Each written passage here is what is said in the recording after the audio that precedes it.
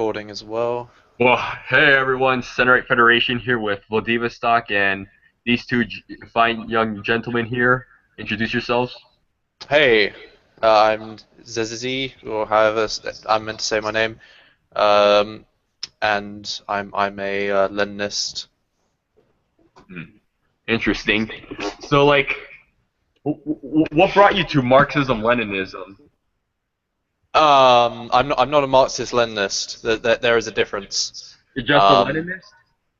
yeah, just a Leninist, libertarian socialist Leninist. Kind of weird because that also implies anarchism, which I'm not.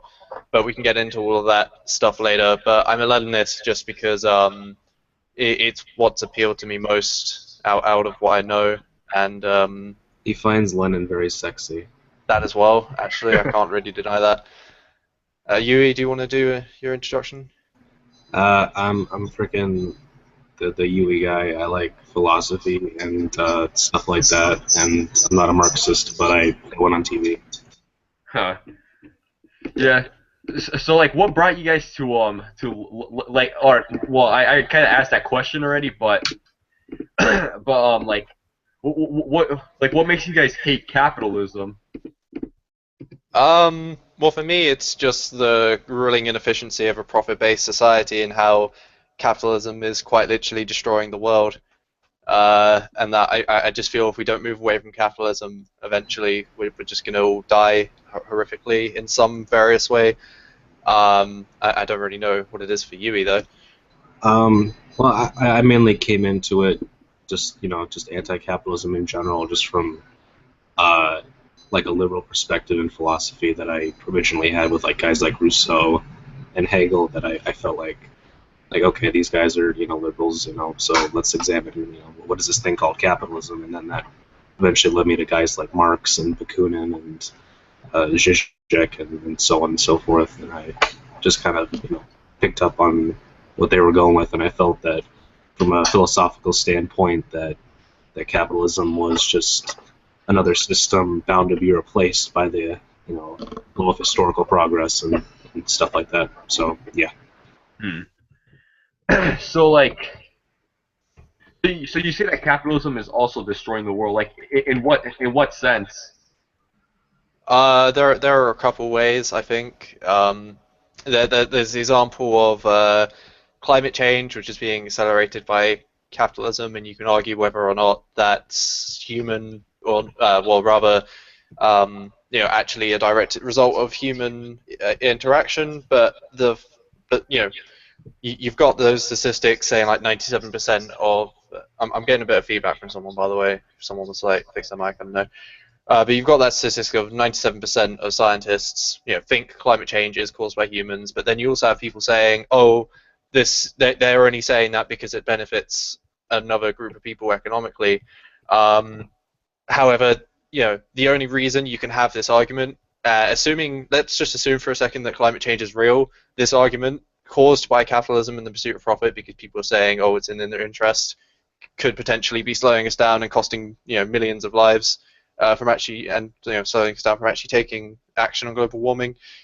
But then you've got things like also superbacteria, which, while not directly a result of capitalism, is probably being accelerated by it because, again, the pursuit of profit and fighting economic interest to reform things. And then there was one other. Oh yeah, global starvation isn't really that great, and that's I mean, we have enough food to feed the world, but it's not profitable to do, so we don't. And that's just capitalism, really. So yeah, sorry for going on a bit there, but that's why I think capitalism is destroying the world. Briefly. Well, I mean, you claim that capitalism is bad for the environment, and even if we grant that, what makes you think that communism or whatever you advocate is any better? I mean, if you look at the Soviet Union, they don't exactly have a very good track record for environmental protectionism. I mean, they drained the Aral Sea. Yeah, the Aral Sea used to be the fourth largest lake in the world, and it shrunk because Okay, so let's just get this cliche out of the way that I know you all, I know what you're just waiting for. USSR was not communist. Yeah, no. So yeah, USSR was state capitalist because the means of production were owned by the state. Socialism is what I advocate for, and Yui advocates for, which is worker ownership and the means of production, which was not the USSR. I'm not saying the USSR wasn't an attempt at communism that failed for its own reasons, but you can't really draw for that for communism. It was still a profit-based society. And I think the reason that capitalism is bad for the environment, so to speak, is because the ideology of capitalism is essentially expansion for the sake of expansion, and it's gaining profit regardless of whether or not it's good for the environment or not. And it's for this reason we get a lot of companies corporations that will damage the environment because it's more profitable to do. However, if we were in a non-profit-based society, then that just simply wouldn't happen. Okay, but wait a minute. You describe yourself as a Leninist, and yet you say that the Soviet Union was not communist. So where, if anywhere, did they go wrong and diverge away from communism? Well, okay, so I'll quickly describe the difference between Leninism and Marxist-Leninism. Marxist-Leninism was something that Stalin kind of fought up to make it appear like the USSR was communist, because of course they wanted to spread the idea that it was communist to keep the people more happy. Marxist-Leninism isn't really an ideology that much. Some people would disagree with that, but Marxist-Leninism is essentially what we see in the USSR or Cuba, kind of, and places like that. While Leninism is very more libertarian. It's about more democracy within the state. So it still wants a state to initially take over the means of production from the capitalists. However, this state is under the influence of democracy as much as possible. Basically, the state can't do anything apart from immediate issues like preventing counter-revolution or dealing with natural disasters without approval from the workers democratically first. And that's what my version of Leninism is. While Marxist-Leninism has less emphasis on democracy and is more like, we know what's best for the working class, which I and most other leftists disagree with. The USSR in particular, though, mainly failed just because it wasn't even capitalist when the revolution happened. The idea of socialism is that it moves from capitalism to socialism. However, the USSR was still kind of feudalist. Because of that, it actually had more peasants than proletariat, and none of these peasants could really read or write. So how you expect peasants to partake in democracy when they can't even sign or read a ballot paper, it just doesn't work. I don't think, no matter what ideology of leftism you went with, I don't think socialism was possible in the USSR. Capitalism was just the next natural step. Obviously, the USSR was still better than the Tsar rule. It had its problems, but it still managed to, become industrialized and educate its people in such a small amount of time. But yeah, I don't think we have that problem today because obviously we don't really have feudalism around anymore. However, yeah, I think that's everything I want to say actually. So, I mean, any questions about that? Well, I mean, it seems like it's not just you, but among Marxists and Leninists and other socialists in general, they seem to have this tendency to dismiss criticisms of socialist regimes by saying that, oh, well, that's not really socialism, or that's not in accordance with my ideology. But, I mean, as you say, the Soviet Union was still more socialist than the Tsar, or... Well, it wasn't more socialist in any sense. It was capitalist. Okay, but could you point to any government throughout history that accords with your ideology? I know socialism being attained. I can point to several. There's Revolutionary Catalonia, which was more anarchist-based. There's Rojava, which is around today, actually, in Syria. And while I'm not exactly sure the details on how they work, they are more of a commune, which, they are quite decentralized and they have a lot of workers say. You also had the Paris Commune, which was before the USSR, before the 19th century, which was going pretty well until the army just kind of went in and killed them all. Yui, could you help me out here? Because, there's an entire list on LeftyPol of that, meme. What about Socialist Chile? I'm not too read up on that, so I can't really say anything about it. But, yeah, I mean, there's somewhere in the depths of LeftyPol, there's this image. And, that image is hey Lenin, what you doing? Communism, and then it's like killing innocents and stuff. Oh It's yeah, got all that. I know Yeah, exactly. basically, Lefty Pole made their own version of that, and it's like this extremely long list. Yeah, I've actually seen the picture you were referring to. So basically, every single one in that, for a brief period, they actually had working socialism. It was only until external force came in and essentially killed them all that the socialism didn't work anymore. So, we have shown that, at the very least on small scales, socialism can work. You can argue with the whole large-scale thing. I would say, again, it comes down to whenever we've tried socialism on large scale, it's been done with peasants instead of proletariat, so it's bound not to work. But I don't think you can really, you can't really argue that socialism doesn't work, at least on small scales, because there are many, many instances where we see it actually has worked quite well until external force came in and just destroyed it all. So maybe you could argue about the military aspects, but yeah. I would actually agree with you to some extent by saying that socialism does work on small scales, but only if people who are subjected to it do so voluntarily. For instance, if you look at Israel, they have these things called kibbutzes, which are essentially just communes. But people who live on the kibbutzes, they consent to living on them. It's not like the people from the kibbutz went and stole a bunch of they went and appropriated a bunch of factories and forced the owners of the factories to live under their control. The people there live there voluntarily.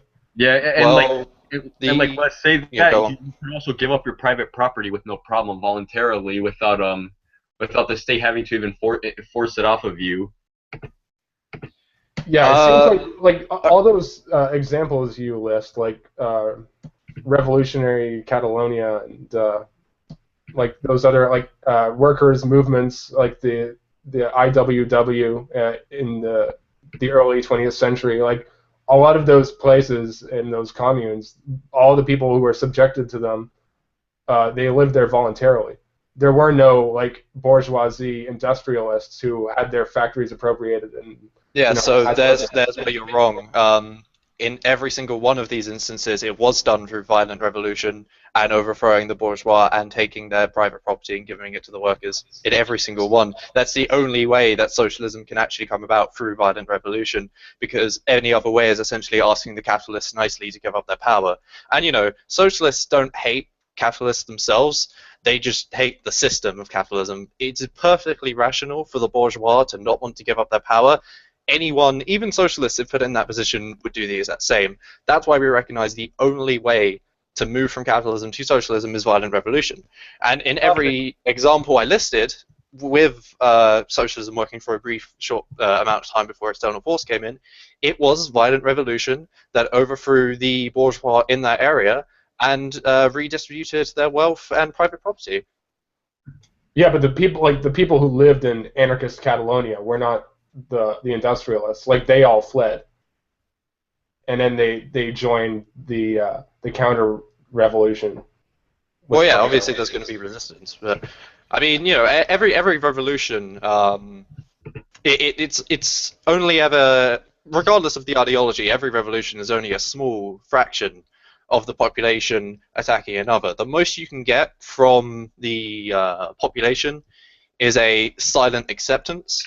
But overall, I mean, it's sorry.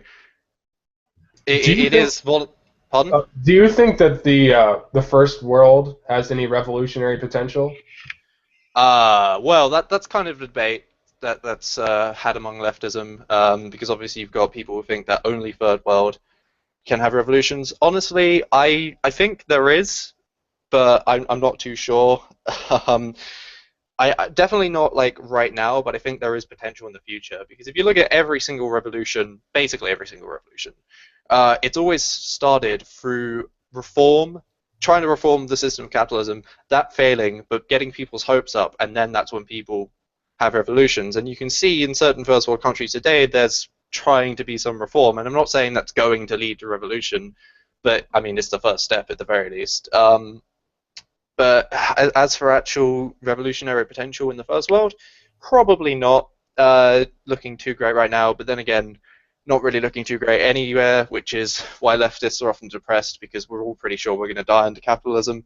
But I mean, it is a really complicated topic whether or not the first or third world will be the ones that can actually have the revolution, because socialism is intended to come about through first world countries, industrialized countries. Well, I mean, with all due respect, the Leninism and to some extent like socialism, like revolutionary socialism in general, it seems kind of LARPy. Like it seems like you're all advocating for a political belief that can never actually come into fruition. Just because it's unlikely that it would happen in the next couple decades or even in our generation, that doesn't make it impossible. I mean, I think looking at history, it's almost inevitable that capitalism will fall, because capitalism's only been around a couple centuries, and already we've seen resistance to it and people trying to form alternatives.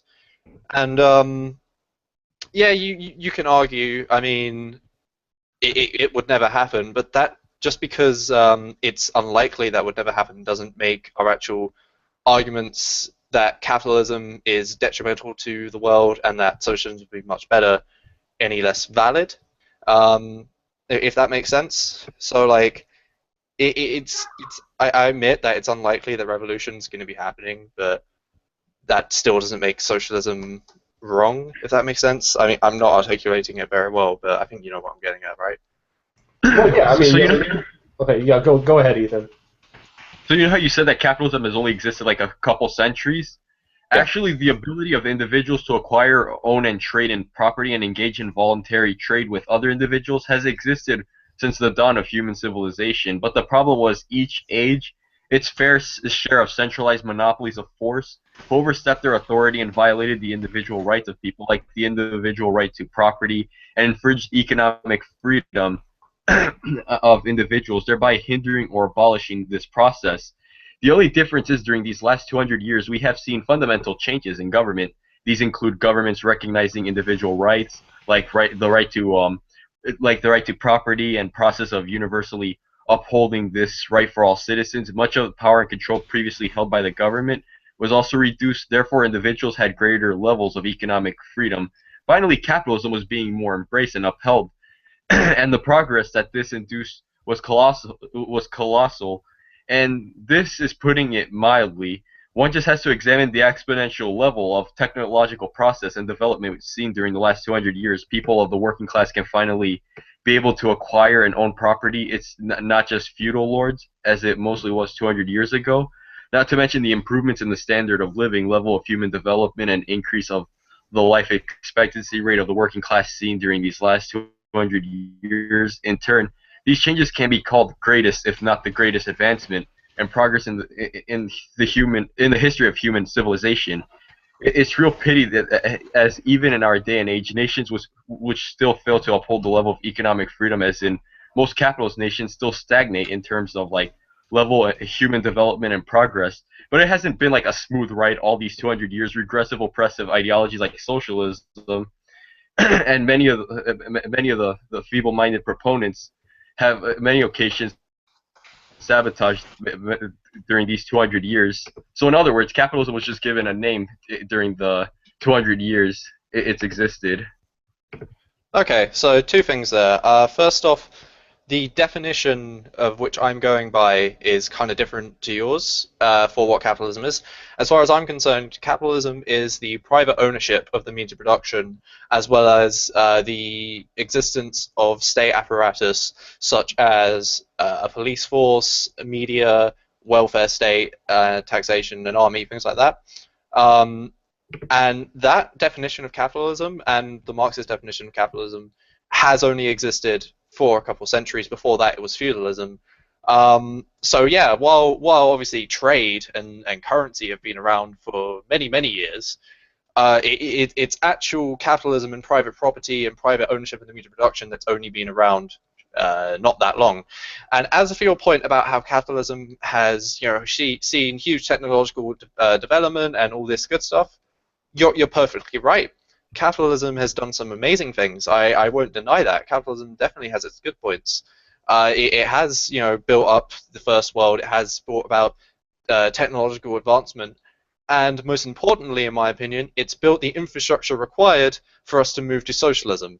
That's the whole point. Capitalism is meant to build up the society that socialism can go off of, because socialism requires a lot of organization in sense of an organized society. So I am definitely not disagreeing with you there. That capitalism has done some great things, because without capitalism we wouldn't be able to even dream of attaining socialism. So yeah, but my definition of capitalism and the left's definition of capitalism has only existed for a couple centuries. Okay, but the essentials of what you're referring to when you talk about capitalism, like like property and trade, those have existed for a long time. And while state apparatuses that facilitate that, well, I mean, actually, like for most of human history, there has been an army or a police force of some sort of course there to has. enforce property rights. So it's pretty much just like welfare state and bureaucracy that you understand it today that has existed. But I don't think that that's what you're against when you criticize capitalism. It's really property ownership.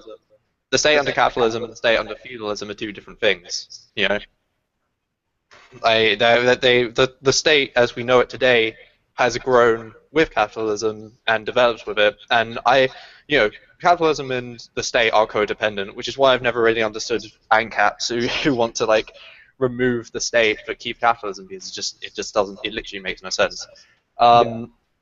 But property, of course, has always been around, but it's only private property which has been around recently. And private property, in the Marxist definition, is property used by a capitalist to extract surplus value from workers and create profit.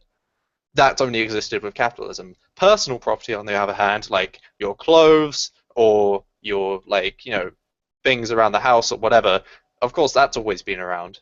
We're not against that by any means. Well, I mean, I would dispute that there's a distinction between private and personal property, because what would you define, say, the paintbrushes of an artist as personal or private property? Because even though they're are they being used to extract surplus value? I mean, in our sense, private property are things like factories or houses being used for rent, things like that. Property owned but not being used is a good general guideline. Because a capitalist can own a factory, but he's not actually using the factory. The workers are using the factory. He's just taking the profits from the factory. And you can argue that he's managing the factory, but that could be done by the workers anyway. Okay, but it seems like the only difference is that one occurs on a larger scale. I mean, if I pay, let's say I pay the neighbor boy to mow my lawn. Is my lawn personal or private property? Because I'm using the lawn to create surplus value under your definition, but I don't think that you would be against. Well, that's not exactly surplus value. We mean surplus value in the sense where where something is produced and then you sell that for a profit, and then you pay a worker a wage. Okay, services is a little different, but because you also do need to keep in mind, when Marx wrote this kind of stuff, it was over 100 years ago now. So obviously capitalism has changed, and his strict definitions do have to be kind of interpreted a bit to fit in with the modern society that we have now and different kind of things that can happen under capitalism. Because mostly under capitalism back then, it literally was just the factories and stuff. But those things that Marx was arguing against still prominently exist today under capitalism. There just happen to be other things which are there as well. Okay, but what exactly are you against? How it is? I already kind of know where you're going with this, but how does private property, like a factory, why is that bad if it's owned by an individual as opposed to the workers? Because if it's owned by the individual is taking the risk in operating the factory. Okay, Whereas it's well, owned by this the risk workers. Kill that individual, the workers also wouldn't have a job either. right. Yeah, but like the workers are not taking a risk by owning the factory because they didn't Yeah, put so, their capital to buy This the risk, factory. the risk that you're talking about only exists because capitalism exists. Okay, The but risk that, isn't the risk, necessary. that exists because resources are scarce and we have to allocate But resources apart efficiently. from they're not really. Well, yeah, they kind of are. I mean, that's the reason why Well, things it have depends on the prices. resource, but like basic resources aren't scarce. Going by Oxfam stats, we actually have 17% more food than we need to feed the world. You know. That's because And it's obviously that's sort of saying like everyone can have a fucking iPhone for free, but anyway, sorry, I'm getting off topic here. But basically, yeah. So the risk only exists because of capitalism in the first place. So I don't really consider that like an argument. As for the workers getting jobs from the capitalist, well, they could be doing it without the capitalist either way. So you know, and the reason that we consider private property in this sense to be unjust is because the workers are putting in the labor and they're being paid a lower amount than what they've put in. You know. okay, but the only reason their labor has value is because the factory owner organized the factory in such a way that he can produce profit from their work. If the workers And how were do just you think operating by themselves, they wouldn't be able to generate that profit. how do you think the capitalist got the means to own that factory in the first place? It was going to be either be through inheritance or surplus of value on a smaller scale, or in the rare case that he really did just pull up his bootstraps, worked and saved up and built, you know, got his own factory or whatever. Then while he was doing that, he would have had his own surplus value extracted in the first place. So you can't really go to any place where there hasn't been some kind of unethical wage slavery stuff happening. We're against that. We want people to own what they produce, you know. But why should they own what they produce? If I pay, like again, back to the lawn example, if I pay someone to mow my lawn, why should they own the grass on my lawn? You're kind of like misinterpreting it. It's more like if you like build something, and then that you should be able to own what you've built instead of that thing being sold. But the workers are just performing manual labor. They didn't create the value that exists there. Like if you pay some worker, they did the manual labor to create it. If you pay a worker to like press a button on an assembly line, then they're only producing value because the person who owned the factory designed the factory and made the job. They could be producing that value without the person there in the first place, though. And the workers could own and run the factory themselves without that guy there in the first place. He's unnecessary, is my point. The workers could collectively and democratically run their own workplace and then use their surplus value how they see fit to reinvest back into their workplace or however. So yeah, I mean, I'm just saying that like today in modern capitalism, you just don't need a CEO to exist. You can do everything that you're doing with workers, you know. Okay, but this goes back to the issue of scarcity, which seems to be something that we fundamentally disagree on. Because I mean, be honest with yourself, Azizi. Resources are scarce. It takes labor and effort to extract minerals from the ground, to cut down trees for wood, to grow food. I mean, you can't just say that anybody can have an unlimited amount of wood or food or metal just because they want it. The reason why we need a worker to run and operate a factory is because they are incentivized to run the factory as efficiently as possible, thus allocating resources efficiently. But if the workers are running the factory and they're operating it in accordance with what what's in their interest, like we want to have more sick days, we want to have better treatment, we want better conditions, like those are not necessary to economic efficiency, and so that factory will be wasting resources. Okay, so you're saying that socialism is inefficient, essentially. Yeah. Okay, so I'm sorry, I've kind of lost my train of thought. I'm trying to talk to someone as well. By the way, sorry, really quickly, Yui, you still there, dude? You haven't really said anything. Yeah, I'm still here. I'm just listening to you guys go back and forth. Alright. I mean, if you want me to chime in, I can, but I just wanted you guys to get to talk before, you know. I don't know. Do you want to say something? I mean, I can't. I don't know. I can't really think right now. Well, okay. So I've been monitoring this conversation. My main beef here, and it's kind of between both of you, is that Exigi over here, you know, whatever his name is, he's you know he's a bit of a dogmatic Marxist in the sense that, like, you know, everything kind of has like its own set in place in Marxist theory, and that, you know, like you said, like stuff like scarcity doesn't really factor into it, which I think is an important thing to consider. You know, I think that you know that the you know sorry, what's her name? The center. Yeah, I think that's a good point. My thing here is, okay, not using any moralistic arguments. Why is it so important for the economic system to be, you know, if not 100% efficient, close as possible as we can get?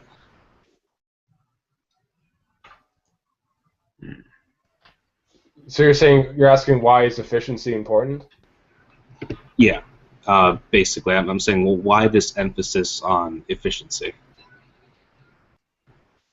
Because, well, for one, if you have an efficient economy, it raises the living standards of everybody in that economy. Because, well, a rising tide raises all ships. Okay, but again, that's a moralism. I'm saying, why, in the sense of, okay, if capitalism is over here, you know, and the main goal is profit, why would capitalism choose to be more efficient rather than have, you know, things like, you know, spurious externalities, or, you know, workers' ownership of, you know, the workplaces, or things like that? Well, because, I mean, I think that the argument for efficiency. Hold on, sorry, yeah. I think that the argument for efficiency is somewhat self-evident, but to explain it a bit further, the opposite of efficiency is waste. And you guys were just talking earlier about how capitalism is wasteful because, we're throwing out all this stuff. But in my mind, socialism is a lot more wasteful because you're allocating resources in accordance with what the workers want and not what is best in the economy as a whole. Okay, sure. I mean, I concur with you on that. You know, that if under socialism, our economy won't, you know, just in a global economy, if, you know, if the entire world was managed under socialist principles, that we wouldn't be as efficient. But you haven't answered my question. What is this efficiency for? What is it? What is the goal? I mean, to boost life expectancy rate. I mean, it's basically like what he explained earlier. I mean, the opposite of efficiency is waste. I mean, why would you want to waste resources for? Well, and there's also the issue of opportunity cost as well. If you're wasting resources on something that you shouldn't be wasting them on, there are other things that you could be using those resources for also. Like, let's say that, okay, this is kind of a weird example, but let's say that you have two machines. One machine requires that you put in 1 coconut and you get 1 fish. And the other machine requires that you put in 10 coconuts and you get 1 fish. Why would you use one machine when you can use the other one? Because you're wasting all those coconuts that you can otherwise use to feed yourself. I mean, I think that the argument for efficiency is self-evident. Well, it may be in the sense of efficiency for itself, but efficiency is never efficiency just for its own sake. What the basic argument I'm trying to make here is, capitalism does not care about efficiency in itself. Capitalism cares about efficiency for the sake of profits. It cares about how to make profits efficiently. It cares how to streamline production, and it cares about how to eliminate, like you said, inefficiencies that get in the way of profit. So, and that point you made about, life expectancy, I don't think that capitalism wants that at all. Why would capitalism want life expectancy when what's the profit to be gained for that? Who makes money off of increased life expectancy for a population? Well, I can't really answer the last questions because I wasn't really paying attention around that time. But however, I would like to talk to you about the other part. So you talked about profit and stuff. Well, actually, the profits create a lot of incentives. For example, let's say if you wanted to make a profit selling, I don't know, you just want to sell stuff. I'm not really sure like what it is you're selling. But the reason why capitalism is environmental friendly is because it gives you the incentive to treat your resources properly. I mean, if you're going to make a profit, you're not going to want to sell people crappy shit, of course. But why exactly would you not want to sell people crappy shit? If you can make a profit off of it, why wouldn't you? Well, because you're not going to make a profit off of it at all. Nobody's going to buy your stuff if you're selling them crappy shit, like I said. Well, my friend, I get the point they're trying to make, but somehow the name of Walmart speaks a bit more truth to that, that lack of quality. I mean, and yes, we can argue about how it's that the quality of the products that you're selling is just enough that people will do it. But is capitalism concerned with just enough profit, just enough efficiency, just enough quality?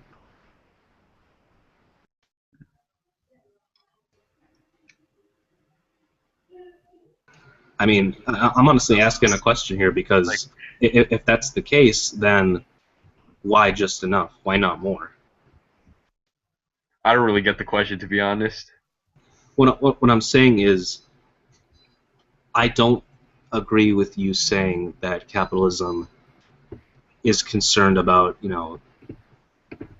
again, like concerned about, just the quality of making products, because if in that case no one would buy it, because clearly people will buy it.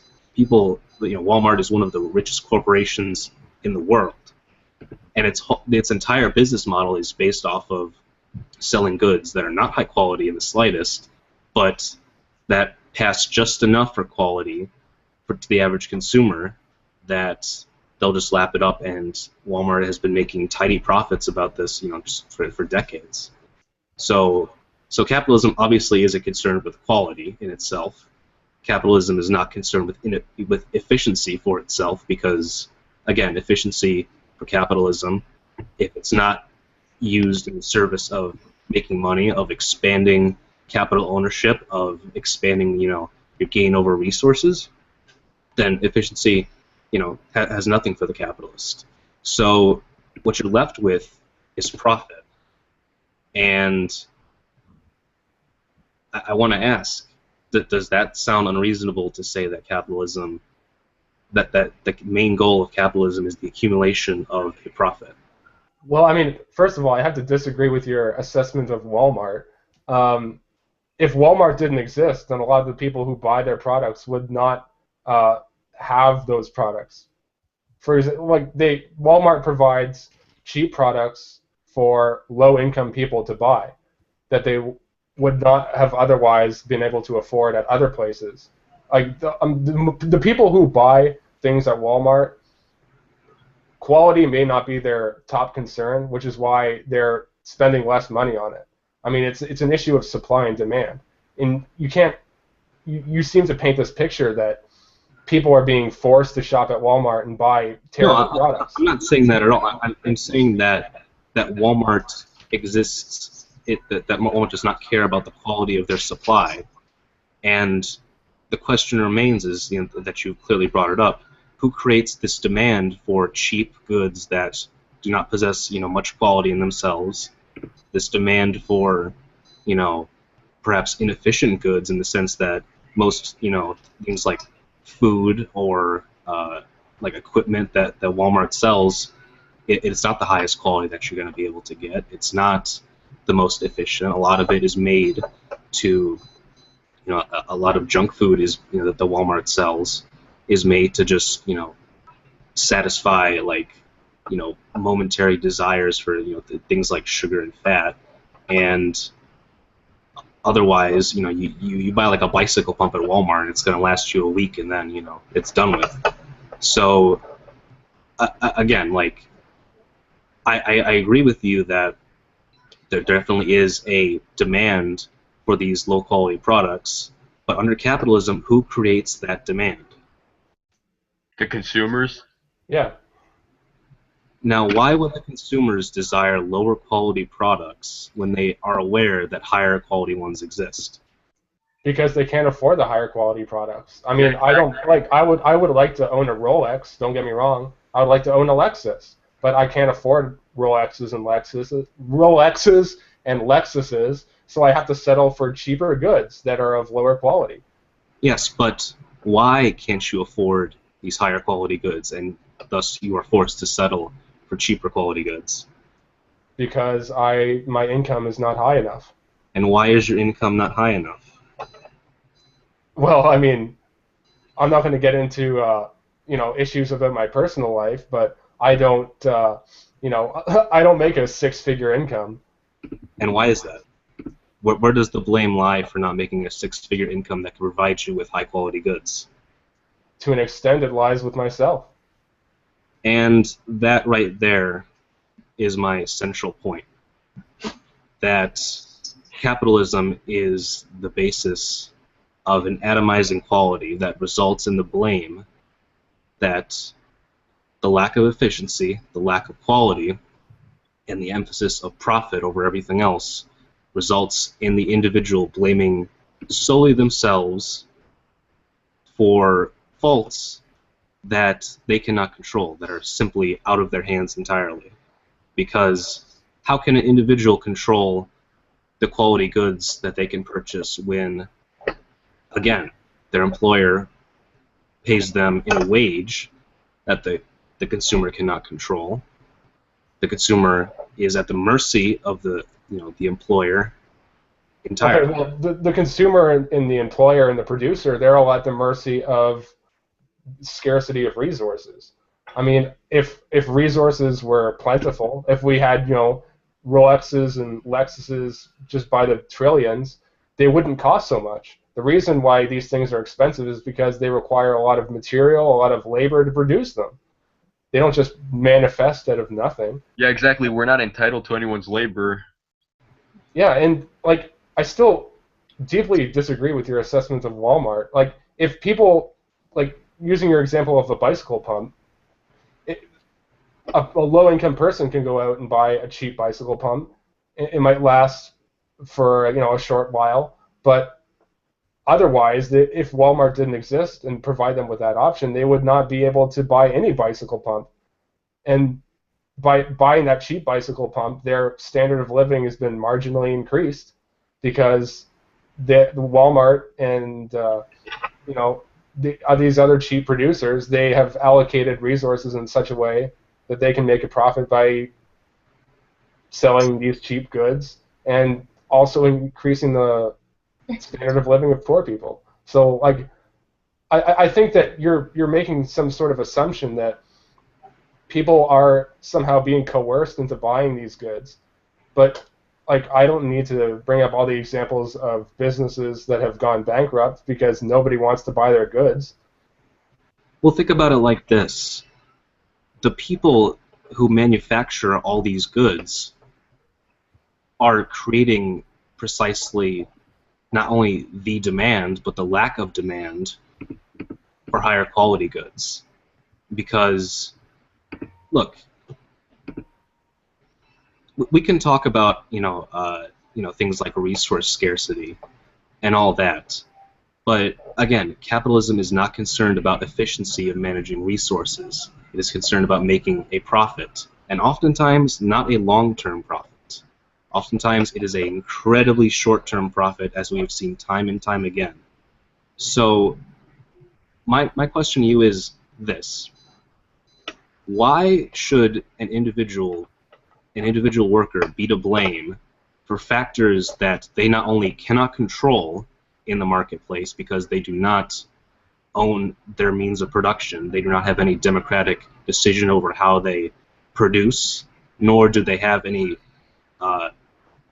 legal ownership at all. It is all placed in the hands of the capitalist. Not only one capitalist, but a series of capitalists. So why is the individual to blame for the decisions of a few? Why are the multitudes, the millions, perhaps billions of individuals who cannot control the quality of the products they consume, they cannot control how efficiently these products that are made, they cannot control whether or not, what kind of wages they receive. Why should they be at the entire mercy of those who have nothing to, concern themselves with of making a profit for their own gain? Okay, but the consumer of these goods doesn't control the price of them any more than the capitalist does, because the capitalist is still subject to the laws of supply and demand when he takes these raw materials to create goods with in the first place. Like, the capitalist is still subject to laws of price. Well, actually, capitalists will often control the prices for things like artificial scarcity. For example, if we look at the food industry, we can see large amounts of fruits and vegetables simply being dumped because if you put too much on the market, it drives the price down too much. So, I mean, that's just one example of how capitalists will actually go out their way to... And not even just artificial scarcity, planned obsolescence. Yeah, that's a good one as well. We want to talk about creating demands for products that really should not be incredibly high priced, like iPhones. iPhones are the prime example of planned obsolescence, is that they're not designed for long-term efficient use. They're designed to break down every couple of years, and then coincidentally, every couple of years they come out with a new iPhone that's superficially different from the last one in all, except name, and then they get to make a profit off of essentially releasing the same product with minor alterations to consumers for the exact same price, if not more, that they charge with a product that, if efficiently managed, if efficiently produced, could have lasted, if not half a decade, more than a decade. Okay, but if the consumers were really dissatisfied, then they would stop buying these products. Or somebody would come along and design a phone that lasted for so many amount of years, and people would buy that phone instead. I mean, Well, I would disagree. Well, in terms of iPhones and technology, it's not an issue of planned obsolescence. It's just that technology is advancing so fast that if you create a computer and put it onto the market today, it's going to be obsolete in a couple months. Not because the producer of the computer is some sort of evil capitalist, but because that's just the nature of technology. And as for the food and throwing things out to decrease supply, with all due respect, I would like to see a citation about that. I'm not saying you're wrong. I don't really think we can cite everything in a live debate. If this was like a video response or something, then yeah, I'd be happy to do that. But I can get that to you at another time, like after this. But I'm not going to go hunting for things on Google in the middle of a debate. Sure. That's okay. I understand. But can I just say about if planned obsolescence was so bad, then people wouldn't buy it or someone else would do it. Well, first off, you can't deny that it does happen, and it is a huge inefficiency and waste of resources. And secondly, regardless of whether the people are happy with it or not, I don't think that's the point. I think it's the fact that it happens anyway. And secondly, if someone came along and built something that didn't break down over a couple of years, they would simply not make as much profit as the guys who were, and get driven out of business, because over time, yeah, people might buy their iPhones at first, or smartphones at first, but they wouldn't have any reason to buy them again. So then, in a couple of years, they're going to stop getting their profit, and they'll simply be driven out of business. They're not going to be making as much profit if they don't abuse the planned obsolescence, which is why everyone does abuse planned obsolescence. Precisely, and this is another example of why capitalism does not care about efficiency at all. It only cares about efficiency when it comes to profit making. If it cannot produce a profit, then capitalism has no use for efficiency at all. Okay, but I don't see what's wrong with profit. Like profit, that's what creates the incentive. Well, hold on. For people to be efficient. We just gave you two quite bad things that happen simply because of profit, and you're saying you don't see what's wrong with profit. Well, I mean, I just disputed those. Like, I said that it's technology that causes things to become obsolete. Like, even if somebody... So like, you use your example of the guy who created... Are you saying there's a huge technological difference between, like, the iPhone S and the iPhone S2, whatever the fuck? I mean, I don't know their names, but... I mean, I don't own either, but I would assume that there is a technological difference, yeah. There isn't. They're Assumption ain't gonna carry you too far. Yeah. Anyway, yeah. Even if it's not just technology, this still applies to things where technology isn't progressing as fast. It pretty much applies to almost every aspect of consumerism, planned obsolescence. So there will be an example. I know what you're talking about. Like, I've heard the argument put forth before that, shoes, which are notorious for not lasting very long, they've been designed to be obsolete within a given them period of time. So like I know where you're coming from. I know the argument that you're making. It's just that I think that if there was seriously a demand for people to buy these products that didn't break down, then there would be somebody to meet that demand. And even regardless of how long their products lasted, people would still buy them. I mean, like, take Red Wing shoes, for example. I own a pair of Red Wing shoes. They've lasted me for, like, 6 years now? I'm still going to continue buying Red Wing shoes, and Red Wing shoes is still in business. They've been in business for a very long time. So that kind of disproves the claim that these businesses would not be able to turn a profit by making sustainable goods. Well, again, it's not about turning a profit. It is about being competitive in a marketplace driven by profit. A company like, the manufacturer of those shoes that you just mentioned is never going to be directly competitive on par with, a big company like Nike or, whichever shoe manufacturer you would, pick to have them compared with. They may make a profit, but it will not be an absolute profit. And in a system where everyone is competing to obtain the maximum amount of profit from the most little amount of losses, you are, essentially that's what the company you describe at is just, a mediocrity of capitalism. It's not, it's really not, an example that you want to trump up if you're trying to talk about how profit is good, because obviously they have concerns other than, just constant maximization of profit if they're willing to settle for that little amount. Can I just throw in as well, really quickly? You're giving all these reasons as to why planned obsolescence may not be necessary or why it may not have to happen, but that doesn't change the fact that it actually is happening anyway. So regardless of what you're bringing up for whatever reason, it's still happening. I agree with you. I think that certain companies, probably Nike, let's be honest here, I mean, their shoes are shit. They probably do create products. So planned obsolescence has happened, and it's a direct result of the pursuit of profit. Okay, but and that's just a fact. The way I see it, though, is that I would rather live in a society where people have the option of buying either the crappy shoes or the good shoes, rather than a society where people were just forced to buy one kind of shoe because that's what the workers said that you have to buy. Exactly.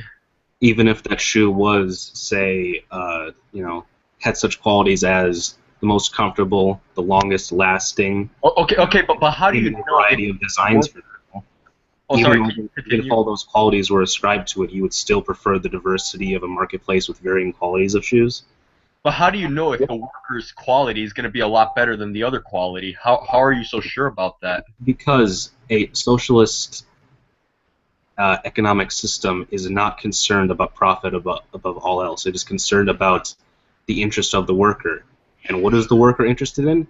The worker is interested in manufacturing a smartphone that does not break down every 2 years. The worker is interested in having shoes that last the longest amount possible, because shoes that last as long as they can are not a waste of resources. And who does the waste of resources directly affect? The workers under socialism, who would manage the workplace that manages the resources of production, the resources that go into capital, the resources that come out of capital. You know, you guys are giving me a good business idea. I think I'm going to go into the shoemaking business and create a cheap shoe that lasts a long time that people will be willing to buy. Yeah, exactly. See how if you So why demand hasn't anyone else you done can that do yet it then? too. Why Well, I are mean- people... Sorry, if this is such a brilliant business model, why aren't the top shoemakers doing it right now? Well, I mean, I think that there are many reasons why. Exactly, there are many reasons There's why. exactly one reason why. There's exactly one. Because it does not make an absolute profit at all. It does not. It is not profitable to release like a $2 shoe that lasts 10 years when you can release $25 shoes that last 2 years, and then every 2 years you come up with another one. It is not as profitable as that, and it will never be. Not as long as we have capitalism. It won't. Wait, if it won't be profitable, it'll be because people don't want to buy it, as opposed to Nike shoes, which break. So that just shows that people value Nike shoes more than my shoe. Again, they only value Nike shoes because Nike shoes as a brand already sates their demand. Again, even assuming that we have half a marketplace of people who buy, shoe A, which lasts long and is efficient for the consumer, and other half of the market is someone like Nike who puts out shitty shoes, you are still going to have Nike turning out more of a profit every single year and out-competing the other one despite any differences in quality. It all comes down to who makes a profit, and the person who makes the most profit wins. That's how it always has been under capitalism. Okay, but then again, I don't see what the problem is because people still have the choice of buying Because which it's shoe they inefficient. want. Yeah, exactly. So- If walked in, there was a gun pointed to their head. Where did guns to the heads come in? No, I was just saying it's not like they're being forced to buy those products. Yeah, but regardless of whether it's their choice or not, it's still the more inefficient and more wasteful option. It's not inefficient because people are buying it. No, If- okay. What? If it was inefficient, nobody would be buying it. That's the problem. What? Dude, what? People buying something is not an example of efficiency. No, it shows that it's an efficient allocation of resources It's for Nike. not to at all, make though. shoes. It's an the entire point is that it's inefficient. It's an efficient allocation of resources for Nike to make a profit, not efficiency for itself. Nike could still be incredibly more efficient with how they manufacture shoes, but they choose not to be because that would get in the way of profit making. Again, efficiency comes secondary to profit. It always will. There's no game that you can For play profit- where efficiency suddenly becomes the top concern for big businessmen. No, efficiency, if it can help make some more bucks, yeah, they're all for it. If efficiency gets in the way, then they have no use for it. Okay, but one of the reasons why Nike shoes are so terrible is because they use cheap materials. So they're using fewer materials that are in demand, and that creates efficiency. How are they using fewer materials if these materials are not only cheap, but cheap enough to manufacture thousands of, millions of shoes with? How Because can there's nothing manufacturing else. how can manufacturing several pairs of shoes with cheap resources, cheap materials, have less materials used than a few pairs of shoes which are good quality with good material? Sorry, that sentence flowed horrifically, but I hope you get my point. No, I get what you're saying. But it's all about the key. The thing you have to understand about efficiency is that it's opportunity cost. The Nike is using these materials and they're using them efficiently to generate a profit, more so than another business using the same materials could have used to create their shoes. So it shows that capitalism leads to the businesses with the most demand using the resources that are scarce. And that's efficient. No, it's not efficient, though. It's It in is the service efficient. of profit. But we've told you like several times exactly why it's not efficient and why having a less profitable mode would be more efficient. I think we have different definitions of efficiency, though. Well, you're talking about efficiency in terms of what makes the most profit. We're talking about efficiency in terms of what saves the most resources. One But they're is the same something thing. that we to, They're not the and same. if we didn't, wouldn't exist. When the other is actual tangible things that we can, do stuff with in the world, you know. But what leads to the most profit is the most efficient outcome. Like that's No, why, It's that's not. why We just capitalism told you works. why it's not. They're not synonymous. I don't see it like.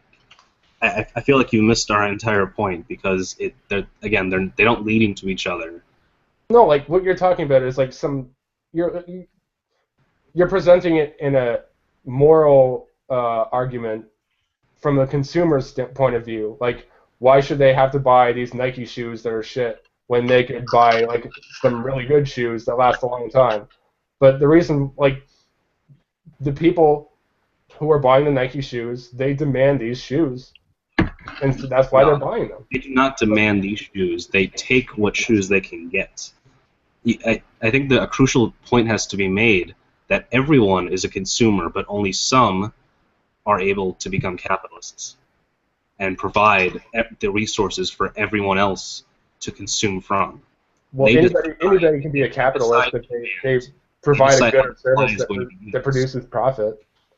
Yeah, a capitalist doesn't necessarily mean somebody who owns a place. A capitalist could even be a worker who's contributing to the production cycle. No, at least the Marxist I don't know about your definition, but the Marxist definition of a capitalist is someone that owns private property. Okay, I mean, even if we grant that definition, like lots of people can be capitalists. If you have a tiny lemonade stand, you're a capitalist. If you sell, little bows on the internet made from felt, then you're a capitalist. Like capitalist could be the giant industrialist that you're all talking about, or it could be some guy working in his shed with a glue gun and some paper. Like people can generate profit from many different things, whether they're selling shoes or whether I never they're said they selling couldn't. lemonade at the corner. What's your point, though? My point is that capitalism is efficient because it incentivizes the people with skills that are in demand, whether it be selling shoes that break in 2 months, or whether they're selling pies at the bake sale. The people who have skills or talents that are in demand will be incentivized to exploit these skills and talents for the betterment of themselves and for their community. Yeah, but we just what our argument is coming down to is that there is a very real, very specific example where something is less efficient in terms of resources, but more efficient in terms of profits. And this only exists because of profits. However, I kind of feel like we're going around in circles on this topic, and that we're just kind of regurgitating the same arguments. So, would you like to maybe bring up another point about Marxism or capitalism, and we can talk from there, if you're all right with that, Yui? Yeah. Ethan, do you have something you want to bring up? No, because I'm gonna be going soon, like in 5 minutes. And this live stream has been going on for like an hour right now. Yeah, an hour. Yeah. You guys, so do you guys have any last words? We will hang the capitalists with the rope that they sell us. No, sorry, I need to get an quote. That wasn't even a direct quote. Okay, Jesus. Okay, whatever. I got a better one. Okay. For everyone who defends capitalism, fine, good for you. It's the current system. You can do that. But put yourself in the roles of those who defended feudalism. And, just to make a point, every king has his day, and every king has his fall. So, eventually, something's going to happen, and, capitalism will be destroyed, whether that's replaced by socialism or something new. Who knows? But nothing stays static in history. Everything is always in development. That's a pretty good way to put it. Well, I mean, about capitalism seeing its downfall, I think that remains to be seen. Well, yeah, seeing capitalism still around. Yeah. Of course, it Well, remains. here's my last word. It will be La, la, seen. free helicopter rights for Bolsheviks. La la la la. There you go.